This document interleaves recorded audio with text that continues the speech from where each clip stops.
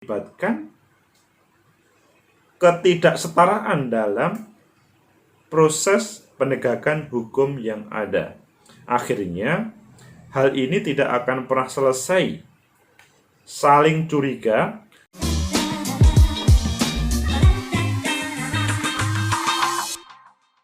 Assalamualaikum warahmatullahi wabarakatuh. Salam sejahtera untuk kita bersama. Saudara, pecinta masa depan negeri. Penegakan hukum di Indonesia tidak pernah selesai. Semua mata memelototi terkait dengan penegakan hukum itu sendiri.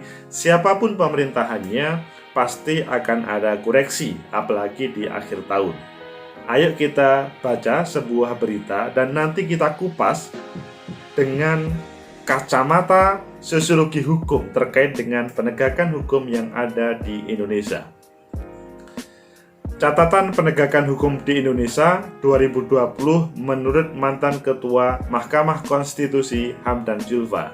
Jadi kalau yang memberikan penilaian itu adalah mantan Ketua MK, maka tidak ada yang meragukan.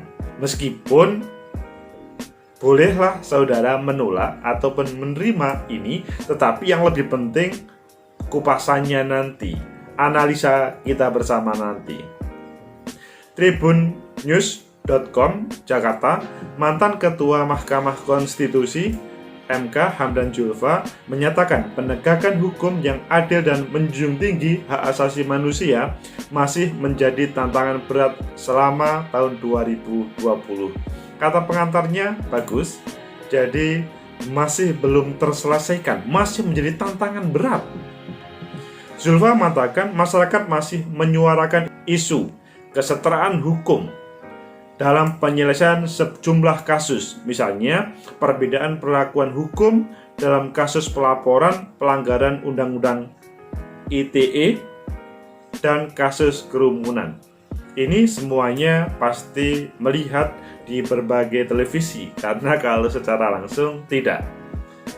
Ada perbedaan cara merespon, kata Pak Hamdan. Bagi Zulfa, hukum sejatinya diterapkan secara imparsial, berlaku kepada siapapun, dan berkeadilan. Tiga hal itu, imparsial, kepada siapapun, dan berkeadilan. Kalau hal itu sudah berjalan dengan baik, mungkin tidak berat negara ini. Meningkatnya pemidanaan terhadap kelompok yang kontra pemerintah mencoreng demokrasi. Proses dialog harus lebih dikedepankan daripada pemidanaan yang sesungguhnya adalah suatu upaya paling akhir atau ultimatum remedium. Jadi, sorotan Pak Hamdan jangan langsung dilaporkan, karena yang paling penting itu adalah bagaimana demokrasi berjalan, dan pelaporan itu ya terakhir saja. Menurutnya penegakan hukum di tahun 2020 juga memperlihatkan wajah keras dan memaksa. Keras dan memaksa. Yang mencontohkan kasus bentrokan antara FPI dengan kepolisian. Kita patut menyesalkan jatuhnya korban jiwa dalam bentrokan FPI dengan Polri di jalan tol pada akhir tahun ini. Pendekatan persuasif dan humanis harus lebih dikedepankan tanpa mengorbankan ketegasan dan penegakan hukum. Jadi kalau kata Pak Hamdan, lebih baik tidak ada bentrok kemarin. Mengapa sih harus terjadi bentrok, dan mengapa harus terjadi atau hadir korban? Zulfa juga menyinggung soal dua mantan Menteri Kabinet Indonesia Maju yang ditangkap KPK. Pak Edi Prabowo sama Pak Zuliari Peter Batubara yang mencoreng elit menteri kita. Menurut Zulfa, ditangkapnya dua Menteri Kabinet Indonesia Maju dan sejumlah kepala daerah menunjukkan rendahnya keteladanan moral para pejabat. Ini yang menjadi menarik. Reformasi birokrasi belum menjadi perhatian penting, integritas moral juga tidak menjadi pertimbangan utama partai politik pada saat pencalonan. Wah, ini mengkritisi terkait dengan pencalonan kemarin. Akibatnya yang dilahirkan adalah pejabat yang terlibat dalam perkara korupsi dan harus berurusan dengan hukum. Karena apa? Yang ditampilkan ya hanya menang dan kalah, dan ya hal yang negatif itu. Ketika banyak pekerja di PHK, perusahaan bangkrut, tenaga medis berguguran, rumah sakit tidak mampu menampung COVID-19, sejumlah pejabat tinggi negara tersebut justru tega melakukan korupsi. Begitu tipis akhlak dan tanggung jawab kepada rakyat dan negara. Ini yang kritikan yang luar biasa Pak Hamdan. Yang melanjutkan, peradilan kasus Joko Chandra juga membuka kebobrokan penegakan hukum di Indonesia. Adanya mafia peradilan yang melibatkan oknum pejabat di Indonesia adalah fakta dan tak bisa dibantahkan. Ini catatan yang luar biasa. Kata beliau, menurutnya dalam demokrasi, mendengar suara rakyat adalah proses penting, bukan sama-sama semata-mata hasil. Tidak sekedar mendengar tetapi mencermati dan mengakomodasi pendapat rakyat. Saudara pecinta masa depan negeri, mendengar suara rakyat itu adalah hal yang sangat penting. Jangan semata-mata melihat hasil, tapi lihat prosesnya. Kalau melihat proses kehidupan di negeri ini, kita maksudnya proses politik menghidupkan demokrasi tidak lepas dari proses penegakan hukum. Jadi, sosiologi hukum di sini perlu untuk menganalisa mengapa itu semua terjadi, mengapa masih ada perbedaan, kata Pak Hamdan, mengapa masyarakat ada yang diterima ataupun tidak terkait dengan pelaporan, mengapa terjadi korban, mengapa terjadi diskriminasi dan lain sebagainya. Itu hal yang perlu kita selesaikan pada saat ini. Kalau menurut Durkheim itu menampilkan sebuah teori, yaitu bagaimana ada kehadiran hukum yang ada di masyarakat. Karena di dalam masyarakat itu hadir yang namanya solidaritas organik dan solidaritas mekanik. Solidaritas mekanik itu biasanya hidup di masyarakat tradisional, dia bisa berjalan karena demi kepentingan bersama. Jadi sebetulnya hukum itu tidak menjadi penting ketika perjalanan masyarakat itu bisa berjalan bersama-sama tanpa ada misalkan yang saling mengganggu, tidak keadilan muncul, equal before the law itu muncul, maka perjalanan hukum itu tidak penting karena masyarakat sudah bisa berjalan. Kesamaan, spontan, memiliki fungsi hati-hati nurani bersama itu adalah hal yang perlu ditampilkan dalam solidaritas mekanik. Intinya, masyarakat itu secara mekanis kemasyarakatan secara tradisional itu mereka bisa berjalan tanpa ada hukum. Maksudnya hukum tidak harus kemudian ditampilkan. Jadi kata Pak Hamdan tadi kan, tidak harus dikit-dikit hukum. Yang selanjutnya, hal ini menjadikan orang-orang yang satunya merasa A, satunya merasa B. Intinya bahwa kalau bisa diajak komunikasi semua pihak, maka sebetulnya bisa menyelesaikan semuanya. Terkait dengan solidaritas organik, kata Durkheim, solidaritas organik itu dihadirkan ketika masyarakat itu merasa ada ketidakadilan. Ketika ada ketidakadilan, maka butuhlah yang namanya hukum. Hukum dihadirkan oleh negara, meskipun negara itu adalah negara hukum, ditampilkan melalui para penegak hukum karena ada proses yang tidak adil. Di sini selanjutnya, secara organisme, maksudnya di dalam masyarakat modern bisa berjalan, para penegak hukum bisa menangani secara objektif terkait dengan apa yang menjadi permasalahan bersama di tengah masyarakat.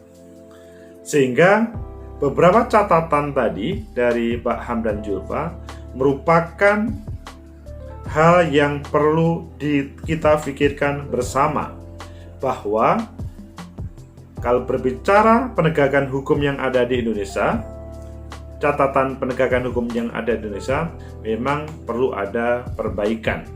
Jadi perbaikan-perbaikan itu tidak hanya tentunya pemerintah, tetapi juga masyarakat.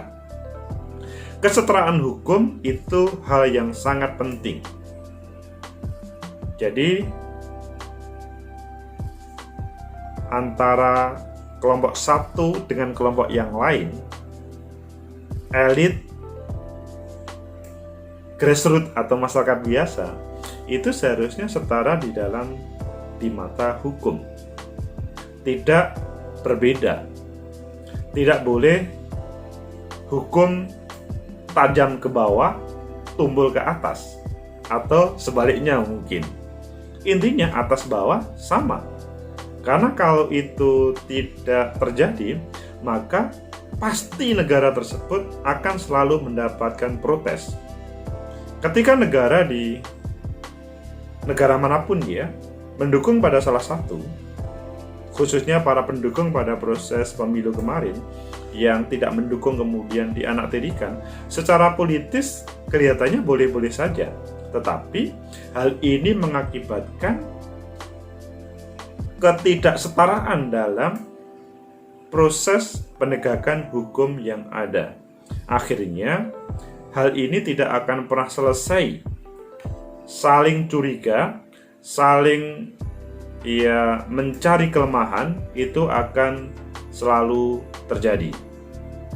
Selanjutnya, beberapa kasus yang ditampilkan tadi, apakah kasus FPI, apakah kasus Joko Chandra, itu merupakan renungan bagi kita bersama. Tentunya kita tidak bisa menyudutkan pada salah satu pihak, tetapi kalau berbicara kasus Joko Chandra, ini ada mafia hukum yang luar biasa. Mereka harus bertanggung jawab. Orang mencuri sedikit saja, itu dihukum, taruhlah ada beberapa kasus mencuri singkong, mencuri semangka, itu sekian bulan bahkan sekian tahun penjara. Joko Chandra yang luar biasa, pengemplangan terhadap negara kita, itu bahkan selanjutnya dilindungi oleh para oknum. Tentunya ini adalah oknum, bukan polisi yang sebenarnya. Oknum yang selanjutnya, mereka aman. Ini kan hanya sebuah contoh ya, seperti dalam gunung es. Masih banyak yang lain yang harus ditampilkan untuk bisa terselesaikan. Oknum-oknum penegak hukum harus dibersihkan, dan saya yakin bahwa pemerintahan Pak Jokowi dan Pak Ma'ruf, Kabinet Indonesia Maju, mempunyai kesepakatan untuk mengarah ke sana. Para oknum-oknum yang tidak bertanggung jawab harus bertanggung jawab terkait dengan perilaku negatifnya tadi. Pak Hamdan Zulfa terkait dengan elit tidak memberikan contoh, itu merupakan tamparan bagi kita bersama bahwa menjadi elit, apakah menteri, apakah gubernur, bupati, wali kota, tidak cukup hanya jabatannya saja yang harus disenangi. Tugas dan tanggung jawabnya itu lebih utama. Karena pada dasarnya rakyat memilih pada proses pilkada kemarin, khususnya yang gubernur, bupati, wali kota, karena percaya yang bersangkutan akan membawa daerah selama 5 tahun ke depan untuk lebih baik. Begitu juga Pak Presiden ketika memilih para menteri, pasti tidak ingin Pak Presiden menjadikan menterinya korban tersangka atau masuk bui. Beliau memilih orang-orang hebat itu, harapannya adalah bisa menjalankan amanah terkait dengan kementerian yang ada. Karena ketika amanah itu terjadi, terlaksana dengan baik, yang bersangkutan sukses, rakyat terakomodir, keadilan, kesejahteraan, khususnya kesejahteraan terasakan oleh rakyat dan presiden akan mendapatkan apresiasi yang positif. Tetapi ketika bantuan dari bansos dari Kemensos kemarin itu ada yang mempermainkan, maka tidak hanya menteri saja yang selanjutnya masuk penjara. Pemerintahan secara umum seakan-akan jelek semuanya. Dan kasihan Pak Jokowi dan Pak Ma'ruf Amin yang mempunyai semangat untuk penegakan hukum, dan di satu sisi adalah bagaimana mensejahterakan rakyat. Apa yang disampaikan Durkheim terkait dengan solidaritas mekanik dan organik merupakan kata kunci untuk masyarakat itu pada dasarnya bisa berjalan tanpa ada hukum. Hukum itu hanya sebagai alat saja ketika ada ketidakadilan. Semoga bisa menjadi motivasi bagi kita bersama untuk melangkah di 2021 dengan penegakan hukum yang baru.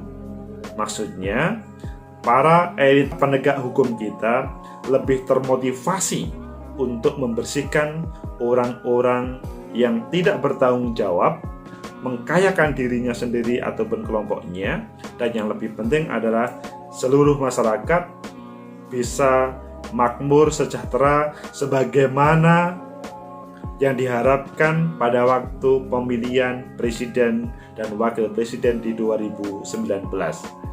Semoga bermanfaat. Like, subscribe, comment, and share. Sampai jumpa.